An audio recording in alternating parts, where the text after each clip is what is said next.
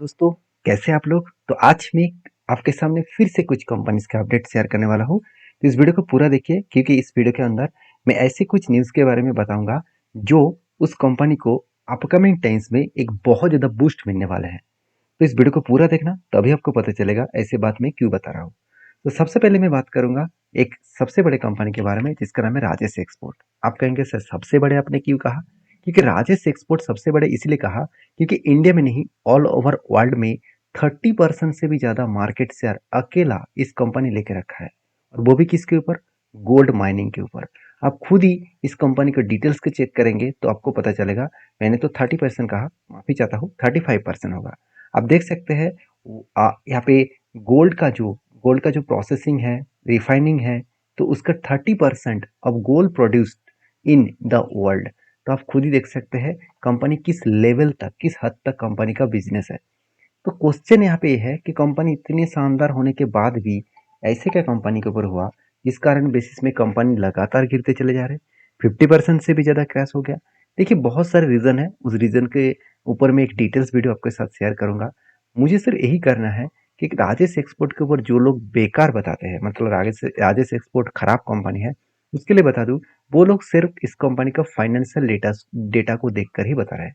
क्योंकि financial data क्या बता रहा है? कहीं को फाइनेंशियल डेटा यही बता रहा है कि कंपनी का जो नेट प्रॉफिट है वो नेगेटिव में है। अभी नेगेटिव में हुआ कहाँ से वो तो देख लीजिए। कंपनी के देखिए टोटल इनकम जो हुआ, सेल्स जो हुआ, उससे ज्यादा कंपनी के एक्सपेंस कर बैठे। और कंपनी का अदर्स इनकम भी हुआ था, इसीलिए कंपनी का ओवरऑल जो टोटल नेट प्रॉफिट जो है वो नेगेटिव में गया। देखिए पहले एक टाइम ऐसा था कंपनी कभी भी लॉसेस नहीं किया और अच्छा खासा प्रॉफिट भी किया, 250 करोड़, 350 करोड़ के आसपास।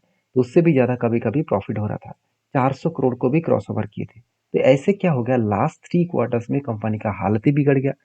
देखिए बिजनेस को अगर सोचा जाए तो बिजनेस में बहुत सारे पॉइंट्स है जिस पॉइंट्स को आपको ऑब्जर्व करना होगा। तो मुझे लगता है कि बिजनेस में कभी कभी इस तरीके से स्लो डाउन आता ही रहता है। और बड़े बड़े म्यूचुअल फंड ने यही कहे, मतलब उनका यही कहना है कि राजेश एक्सपोर्ट के ऊपर बहुत ज्यादा क्वांटिटी सेल ऑफ किया गया, मतलब बड़े बड़े म्यूचुअल फंड ने इसके ऊपर माल बेचा। तो कितना माल बेचा चलो एक बार देख लेते हैं।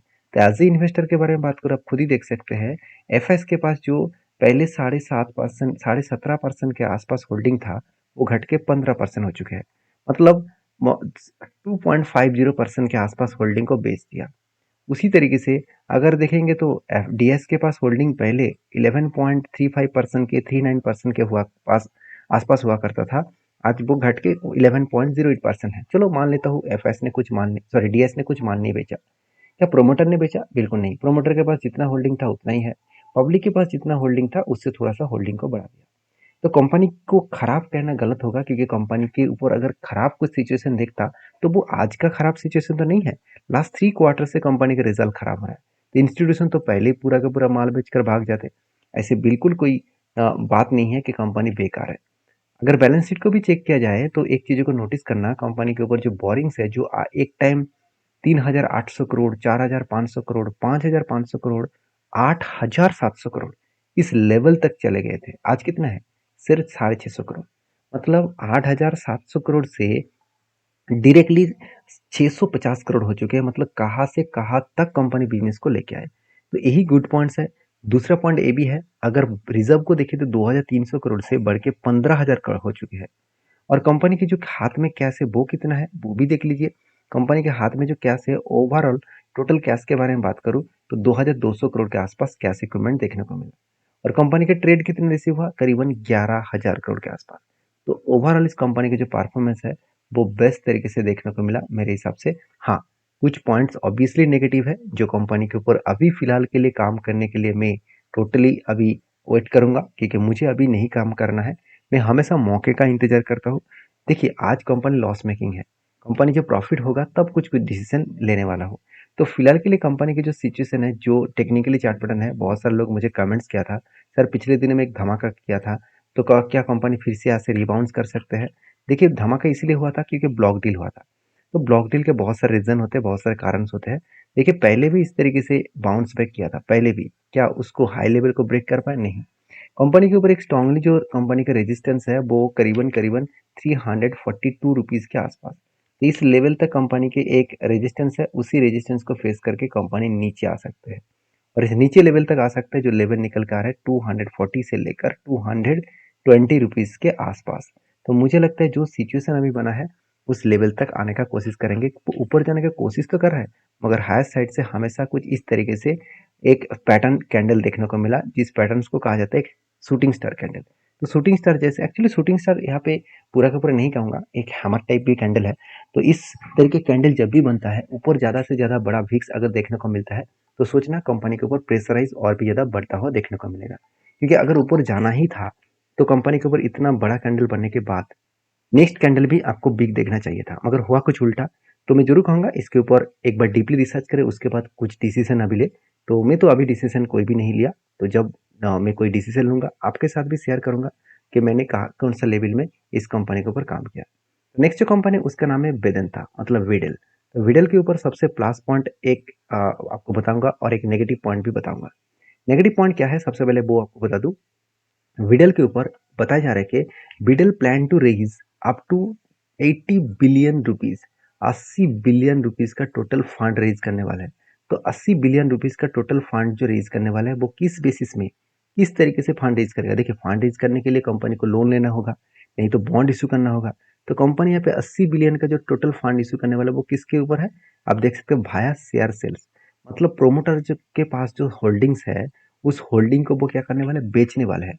और ये डेटा कहाँ से मिला आप देख सकते हैं, according to according to a CNBC TV18 report के माध्यम से मिला। तो ये मेरा डेटा नहीं है, यहाँ पे खुद ऑफिशियल वेबसाइट से इस तरीके से डेटा आ रहा है।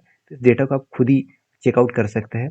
अभी क्वेश्चन ये है कि अगर प्रोमोटर माल बेचे तो क्या इस कंपनी के ऊपर कुछ दिक्कत आ सकते हैं। देखिए प्रोमोटर ने जो गेम खेला इस कंपनी के ऊपर वो गेम मतलब आप ध्यान से देखेंगे इस गेम में बहुत सारे कुछ हो चुके हैं। क्योंकि प्रोमोटर ने जिस तरीके से गेम खेला, पहले खुद स्टेक खरीद ज़्यादा से ज़्यादा खरीदारी किए, उसके बाद सबसे ज़्यादा डिविडेंड अनाउंसमेंट किया, उस डिविडेंड्स के पैसे से प्रोमोटर खुद के जेब भरे। तो इस तरीके से काम इस विडल के ऊपर देखने को मिला। इसके ऊपर डिटेल्स में मैंने एक वीडियो शेयर किया था, बहुत सारे लोगों ने उस वीडियो को देखा और उसको पता भी चला कि एक्चुअली विडल के ऊपर क्या हो रहा है। देखिए मैं विडल के ऊपर कोई लॉन्ग टर्म इन्वेस्टमेंट करने के लिए मैं कभी भी तैयार नहीं हूँ और मुझे लगता है इसके ऊपर मैं काम नहीं करूंगा एज ए लॉन्ग टर्म के लिए। हाँ, जब जब स्विंग ट्रेडिंग बना तब तक काम इसीलिए किया क्योंकि कंपनी का परफॉर्मेंस पॉजिटिव है। आप खुद ही देख सकते हैं सेल्स में उतना ज़्यादा गैप नहीं है, 37 से लेकर 35 हो चुके हैं। तो 37,000 से लेकर 35,000 हो चुके हैं। मतलब एक्सपेंस के बारे में बात करें तो 28,000 से लेकर 26,000 हो चुके हैं। और ओवरऑल कंपनी का जो नेट प्रॉफिट है वो 3,000 से लेकर 2,200 तक हो चुके हैं। मतलब ओवरऑल कंपनी के ऊपर हमेशा प्रॉफिट नहीं होता है, बीच बीच में कंपनी लॉसेस भी किया, जैसे 915 करोड़ का लॉसेस भी हुआ था। तो सोचने वाला बात है कि इस कंपनी के ऊपर ये जो नेगेटिव न्यूज़ आया जो प्रोमोटर के पास जो होल्डिंग्स है, एक बार मैं प्रोमोटर का होल्डिंग भी आपके साथ शेयर कर लेता हूँ। वेदांता के अगर प्रोमोटर के होल्डिंग के बारे में बात करो आप खुद ही देख सकते हैं। होल्डिंग है 59%, उनमें से 100% प्लेजिंग है। मतलब खुद के शेयर को पहले गिरवी रखा और उसी गिरवी के पैसे से कंपनी आज खुद के बिजनेस को चला रहा है। देखिए मुझे लगता है इस तरीके से कंपनी से दूरी रहना ठीक है। कंपनी कितना भी अच्छा है, मान लेता हूँ कंपनी अच्छा है, सब कुछ अच्छा है, और कुछ पॉइंट्स ऐसा भी है जो कंपनी में रिटेल पब्लिक को बुरी तरीके से फंसाने के लिए काफ़ी है। तो प्लीज़ रिटेल पब्लिक को सोच समझ कर काम करना होगा। तो फिलहाल के लिए मेरा जो इस कंपनी के ऊपर एंटी लेवल जो बनने जा रहा है, एक कब बनने जा रहा है क्योंकि यहाँ पे एक पैटर्न क्रिएट हो रहा है। तो ये पैटर्न अगर कंप्लीट हुआ तो एक पैटर्न से यहाँ पे क्रिएट होगा कप का, और कप करने के बाद एक छोटा सा अगर हैंडल पैटर्न क्रिएट करे तो एक एंटी बनेगा। मगर मेरे कहने पे तो एंटी नहीं होगा, मेरे कहने पे सारी चीज़ों को आपको सीखना होगा। तो नेक्स्ट जो कंपनी है उसका नाम है सुजलोन एनर्जी लिमिटेड। तो सुजलोन के ऊपर एक गुड गुड अपडेट है जो अपडेट मैं आपके साथ शेयर करूँ। देखिए गवर्नमेंट का बजट आने वाला है इस जुलाई मंथ में। तो जुलाई मंथ में बजट आने से पहले ही एक गुड अपडेट आया कि IREDA, Suzlon energy, Tata power, NTPC RITES, इस सारे कंपनीज को बिग बेनिफिट मिलने वाला है। और बजट में एक बिग अनाउंसमेंट इस सारे कंपनीज के ऊपर होने वाला है। तो सुजलोन के ऊपर इसीलिए कुछ दिनों से लगातार भागता हुआ शेयर देखने को मिल रहा है। देखिए सुजलोन के अगर मैं चार्ट को ओपन करूँ तो आप खुद ही देख सकते हैं सुजलोन के ऊपर जो पैटर्न स्केल हुआ था कप विद हैंड पैटर्न्स का, फाइनली ब्रेकआउट हुआ, ब्रेकआउट रिटेस्ट किया। उसके बाद कंपनी टाइम लगाने के बाद देखिए किस तरीके से बाउंस बैक किया। और कब से बाउंस बैक किया, इलेक्शन का रिजल्ट कब आया था आप खुद ही देख सकते हैं। इलेक्शन का जो रिजल्ट आया था कुछ इस दिनों में रिजल्ट आया था। रिजल्ट आने के बाद ही नेक्स्ट डे में ही जब अनाउंसमेंट, उसी रिजल्ट के दिन ही जब अनाउंसमेंट शाम को मोदी जी ने किया कि रिन्यूएबल एनर्जी के ऊपर बहुत ज़्यादा फोकस रखा जाएगा, इसके ऊपर बहुत ज़्यादा अनाउंसमेंट किया जाएगा। तो तब भी देखिए नेक्स्ट डे में ही कितने शानदार तरीके से बाउंस बैक किया और इजीली वो टारगेट को अचीव भी किए। तो कहने का मतलब है कि कोई भी अच्छे कंपनी के ऊपर अगर कोई भी गुड न्यूज़ आए तो उस कंपनी के ऊपर गवर्नमेंट का अगर सपोर्ट मिले तो उस सेक्टर में ग्रोथ होने का चांसेस है। जैसे देखिए आरबीएनएल, आरएफसी, रेलटेल, इस तरीके से जितने सारे कंपनीज है वो सारे कंपनीज को मतलब 3 साल 2 साल पीछे चले जाइए तो उसका कोई भी चार्ट में कोई भी मोमेंटम नहीं था। आज कहाँ पे है, रॉकेट बन चुके हैं। तो इसके किस कारण की वजह से, गवर्नमेंट के कारण की वजह से। गवर्नमेंट में से एक अनाउंसमेंट किया, उसके बाद कंपनी रॉकेट बन गया। तो मेरे कहने का मतलब समझ चुके हैं, आप स्मार्ट है और उस हिसाब से आप काम करिए। मेरे कहने पे सारी चीज़ों को सीखिए, सीख कर काम करिए। मेरे कहने पे किसी भी ट्रेड मत लीजिए। मैं जो ट्रेड लेता हूँ वो मेरा खुद का रिस्क मैनेज करके, मेरा फंड मैनेजमेंट करके मैं काम करता हूँ। तो प्लीज़ आप डायरेक्टली मेरे ट्रेड देखकर काम मत करिएगा, आपको लॉसेस होने का चांसेस बहुत ज़्यादा हो जाएगा। तो आपको प्लीज़ रिसर्च करके ही काम करना है। नेक्स्ट जो कंपनी उसका नाम है एल्कॉन इंजीनियरिंग लिमिटेड। तो Alcon engineering companies limited basically 14,300 crore की कंपनी है और कंपनी का गुड अपडेट ये है कि कंपनी स्प्लिट देने वाले हैं 19 जुलाई में। 19 जुलाई में कंपनी स्प्लिट देने वाले, हर एक के बदले आपको 2 शेयर देने वाले हैं। तो जो लोग स्प्लिट पाना चाहते हैं एक बार डीपली रिसर्च करें, उसके बाद काम करें। नहीं तो नेक्स्ट वीडियो में, तब तक के लिए धन्यवाद।